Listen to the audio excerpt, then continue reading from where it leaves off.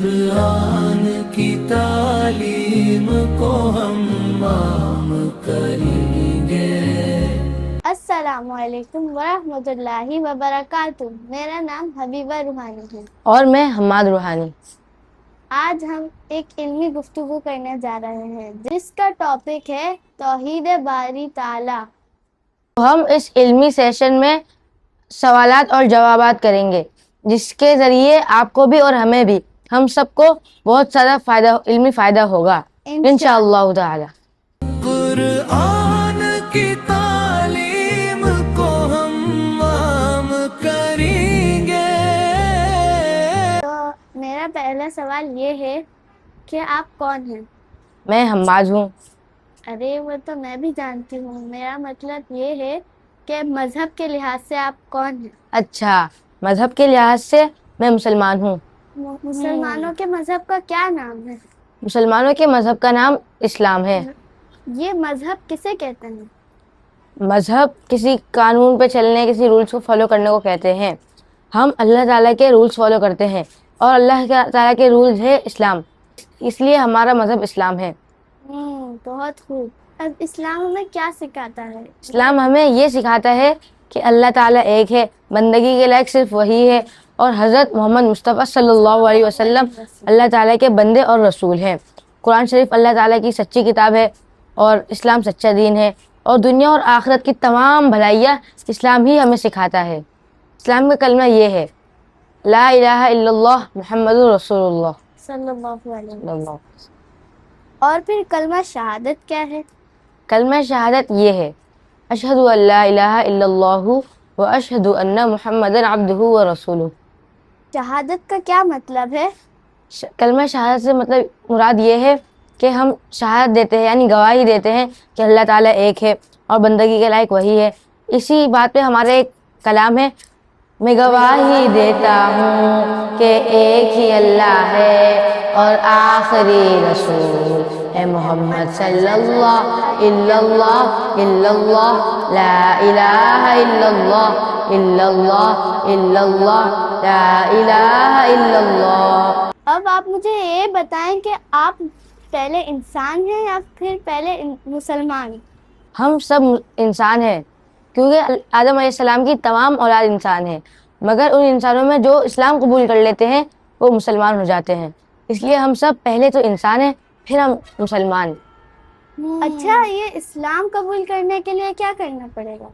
اسلام قبول کرنے کے لیے ہمیں دل سے اقرار کرنا پڑے گا، دل سے تصدیق کرنی پڑے گی کہ ہم اللہ تعالیٰ کو مانتے ہیں اور حضرت محمد مصطفیٰ صلی اللہ علیہ وسلم کو آخری رسول مانتے ہیں، اور زبان سے بھی اقرار کرنا ہے۔ اس کے کچھ چند الفاظ یہ ہیں لا الہ الا اللہ محمد رسول اللہ، اور یہ بھی ہے اشہد ان لا الہ الا اللہ و اشہد ان محمد عبدہ و رسولہ۔ اگر ہم صرف زبان سے اقرار کریں تو یہ کافی نہیں، ہمیں دل سے بھی تصدیق کرنا ضروری ہے۔ اچھا، یہ جو ڈرامے وغیرہ میں نان مسلم کلمہ پڑھ لیتے ہیں، کیا وہ بھی مسلمان بن جاتے ہیں؟ نہیں، یہی تو میں کہنا چاہ رہا ہوں، اگر وہ کلمہ پڑھ لے اور دل سے تصدیق نہ کرے تو وہ مسلمان نہیں ہو سکتا۔ جب تک وہ دل سے پکا ارادہ نہ کر لے کہ صرف اللہ تعالیٰ کو نہ مانے کہ وہ اکیلا ہے، اس کے علاوہ کوئی بندگی کے لائق نہیں، اور حضرت محمد مصطفیٰ صلی اللہ علیہ وسلم اللہ تعالیٰ کے بندے اور رسول ہے، تب تک وہ مسلمان نہیں ہو سکتا۔ دل سے اور زبان سے دونوں سے اقرار کرنا ضروری ہے۔ بہت شکریہ، آپ نے بہت اچھا جواب دیا، ماشاء اللہ۔ ایمان مجمل کیا ہے؟ ایمان مجمل یہ ہے آمنت باللہ کما ہوا باسمائہ وصفاتہ وقبلت جمیع احکامہ۔ کیا آپ مجھے اس کا ترجمہ سمجھا سکتے ہیں؟ جی، میں آپ کو اس کا ترجمہ سمجھا سکتا ہوں۔ اس کا ترجمہ یہ ہے ایمان لاتا ہوں میں اللہ پر جیسے کہ وہ اپنے ناموں اور صفاتوں کے ساتھ ہے، اور اس کے سارے احکام قبول کرتا ہوں۔ اسماء صفات کیا ہے؟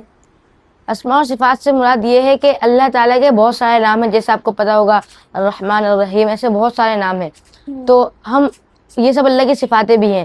جیسے اللہ خالق ہے، اللہ پیدا کرنے والا ہے، تو ہم اس پہ یقین رکھتے ہیں، ہم اللہ پر بھی یقین رکھتے ہیں، اور اللہ خالق ہے اس پہ بھی یقین رکھتے ہیں، اللہ ہمارا مالک ہے اس پہ بھی یقین رکھتے ہیں، اللہ ہمارا رازق ہے ہمیں رزق دیتا ہے اس پہ بھی یقین رکھتے ہیں۔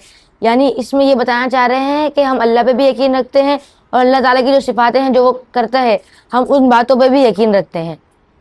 جی بالکل. ایمان مجمل تو ہمیں پتہ چل گیا، پر یہ ایمان مفصل کیا ہے؟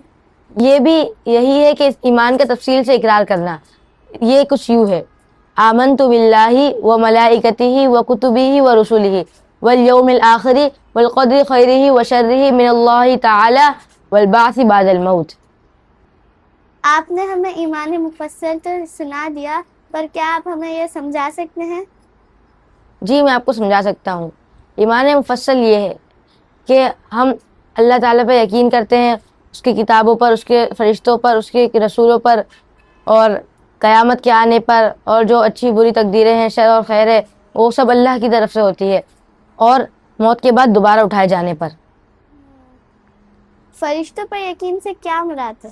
فرشتوں پر یقین کرنے کا مطلب یہ ہے کہ ہم ایمان رکھتے ہیں فرشتوں پر کہ وہ بھی اللہ تعالیٰ کی ایک مخلوق ہے اور اللہ تعالیٰ کی عبادت کرتے ہیں اور اللہ کے حکم سے بہت سارے کام بھی کرتے ہیں. کتابوں پر یقین کرنے کا کیا مطلب ہوا؟ کتابوں پر ایمان رکھنے سے مطلب یہ ہے کہ اللہ تعالیٰ نے اصل میں بہت سارے پیغمبر بھیجے اور رسول بھیجے، تو اللہ تعالیٰ نے رسولوں کو ان کی کتابیں دی. تو جیسے ہماری کتاب ہے قرآن شریف، ویسے ہی دوسرے رسولوں کو بھی ان کی کتابیں ملی، جیسے تورات، زبور، انجیل. تو ہم ان کو بھی برحق سمجھتے ہیں اور وہ بھی سچی ہے، ہم یہ بھی سمجھتے ہیں اور ان پر ایمان رکھتے ہیں کہ یہ بھی سچی اور اللہ تعالیٰ کی طرف سے ہیں. اچھا، اور یہ رسولوں پر یقین کرنا، پھر رسولوں پر یقین کرنے سے مراد یہ ہے کہ اللہ تعالیٰ نے بہت سارے پہلے پیغمبر رسول بھیجے، ہم ان سب پر یقین رکھتے ہیں اور سب کو برحق مانتے ہیں. کیا آپ کو کچھ پیغمبروں کے نام آتے ہیں؟ جی بالکل. تھوڑا سے کچھ نام بتائیے.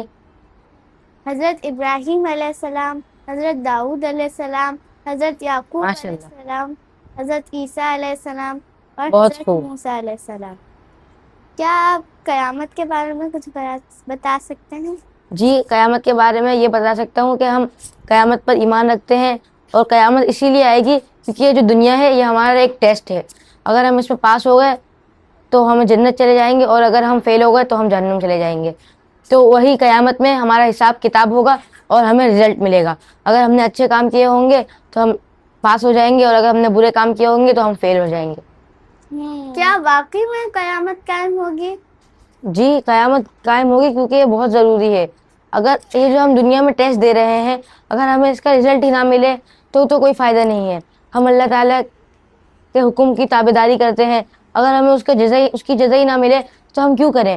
ہم جو برے کام کرتے ہیں ہم ان سے کیوں بچیں اگر ہمیں اس کا رزلٹ ہی نہ ملے؟ ہم جو برے کاموں سے بچتے ہیں، اچھے کام کرتے ہیں اسی لیے کیونکہ ہمیں قیامت میں اس کا رزلٹ ملے گا. اگر ہم نے پاس کر لیا تو ہم جنت چلے جائیں گے اور اگر ہم فیل ہو گئے تو ہم جہنم چلے جائیں گے. اگر پورے مہینے آپ کام کریں اور آپ کو سیلری نہ ملے تو آپ کو پتہ ہوگا سیلری نہیں ملے گی تو آپ کیا کام کریں گی؟ بالکل نہیں. ہم دنیا میں بھی اس لیے اچھے کام کرتے ہیں تاکہ معاشرے میں ہماری عزت ہو اور برے کاموں سے بچتے ہیں تاکہ ہم جیل نہ جائیں. اسی لیے اگر کوئی نہ جیل ہو نہ ذلت عزت کچھ نہ ہو تو ہم جو چاہے وہ کریں. آپ نے تو واقعی میں میرا ذہن کھول دیا. اچھا، ایک اہم سوال ہے، اچھی بری تقدیر. چلے اچھی تقدیر تو اللہ تعالیٰ کی طرف سے، پر بری تقدیر بھی کیا اللہ تعالیٰ کی طرف سے؟ آپ کا سوال بہت اہم ہے. یہ اس دنیا میں جو چیزیں سب اللہ تعالیٰ نے پیدا کی ہے، یہ چیزیں جو ہے یہ شر یا خیر نہیں ہے. اللہ تعالیٰ کے اگر یہ چیزیں اللہ تعالیٰ کے حکم کے مطابق ہیں تو یہ خیر ہے اور اگر اللہ تعالیٰ کے حکم کے خلاف ہیں تو یہ شر ہے. اب اگر ہم نارملی کچھ کھاتے ہیں تو وہ خیر ہے، مگر اگر ہم نے روزہ رکھا اور روزہ رکھنے سے اللہ تعالیٰ کی طرف سے کھانا بھی حرام ہو جاتا ہے ہم پر، تو اگر ہم اس وقت کھائیں تو یہ شر ہے. اسی لیے اگر اللہ تعالیٰ کے مطابق ہوگی وہ چیز تو پھر وہ خیر ہے اور اگر اللہ تعالیٰ کے حکم کے خلاف ہوگی تو وہ شر ہے. اسی طرح پیسے ہیں، اگر ہم اللہ تعالیٰ کے حکم کے مطابق کماتے ہیں تو خیر ہے اور اگر ہم اللہ تعالیٰ کے حکم کے مخالف کماتے ہیں تو پھر یہ شر ہے. بہت خوب، آپ نے تو مجھے ماشاءاللہ مطمئن کر دیا. آپ کا بہت بہت شکریہ. آپ نے ہمارے بہت سارے سوالوں کا جواب دیا اور ہمارے بہت سارے ڈاؤٹس کلیئر کیے. امید ہے کہ آپ کو بھی ہمارا شو بہت پسند آیا ہوگا اور آپ کو بھی بہت علمی فائدہ ہوا ہوگا. تو یہ ہمارا شو دیکھتے رہیے. اگر آپ کو اچھا لگے تو سبسکرائب کریے, لائک کریے, اور آپ کا اگر کچھ سوال ہو تو وہ بھی کمنٹس میں پوچھے. ملتے ہیں نیکسٹ ایپیسوڈ میں. اللہ حافظ. اللہ حافظ. اسلام